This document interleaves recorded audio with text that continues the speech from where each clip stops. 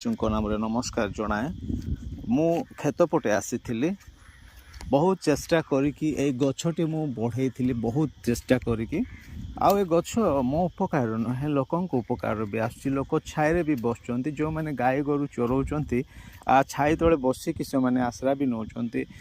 ତ ଏଇଠି ପଣସ ଗଛ ବି ବଢ଼ିଗଲା, ଗଛଟି ବଢ଼ିଲା, କିନ୍ତୁ ଗୋଟିଏ ଦୁଃଖର ବିଷୟ, ଅନେକ ଗୁଡ଼ିଏ କ୍ଷତି ବି ସହିବାକୁ ପଡ଼ିଛି। ଏଇଠି ଗୋଟିଏ ମୁଁ ନଡ଼ିଆ ଗଛ ପୋତିକି ଯାଇଥିଲି, କେତେବେଳେ ତାହାକୁ ନଷ୍ଟ କରିକି ନେଇଯାଇଛନ୍ତି। ଆମ୍ବ ଗଛଟିଏ ବି ପୋତିଥିଲି, ଆଉ ପାଣି ବି ଦେଉଥିଲି, ତାହା 6 ମାସ 7 ମାସ ପର୍ଯ୍ୟନ୍ତ ଥିଲା। ପୁଣି ଏଇଠି ଗୋଟିଏ ଗଛ ଲଗେଇଛି। ଆଉ ଆମ ଗାଁର କିଛି ଭାଇମାନେ ବି ଏଇଠି ବସିଥିଲେ ସନ୍ଧ୍ୟା ସମୟରେ। ତ ମୁଁ କ'ଣ କିଛି ବୁଝିପାରୁନି, ଏହାକୁ କାଟି ଦେଇଛନ୍ତି, କାଟିକି ଖଣ୍ଡ ବିଖଣ୍ଡିତ କରିଦେଇଛନ୍ତି। କାହିଁକି ଏପରି କ୍ରୋଧ ପ୍ରତିଶୋଧ ମୁଁ କିଛି ବୁଝିପାରୁନି।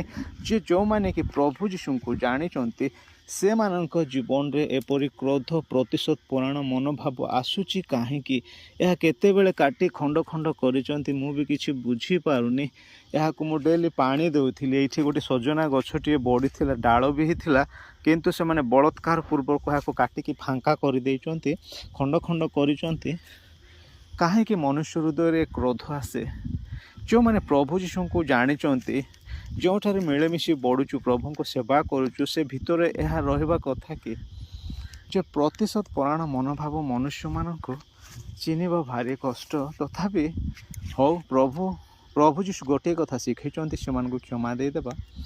ଅନେକ କ୍ଷତି ବେଳେବେଳେ କାଢ଼ିକି ବି ନେଇଯାଇଛନ୍ତି। ଏଠି ଗୁଡ଼ାଏ ଗଛ ମୁଁ ଲଗେଇଥିଲି, କିନ୍ତୁ ଗଛ ଗୁଡ଼ାକ ଦେଖାଯାଉନି। ତା ସହିତ ଏ ପ୍ଲାଷ୍ଟିକଟାକୁ ନଷ୍ଟ କରିଛନ୍ତି। ପ୍ଲାଷ୍ଟିକ ବି ସେପଟେ ରଖିଥିଲି, ସବୁ କାଢ଼ିକି ନେଇଯାଇଛନ୍ତି।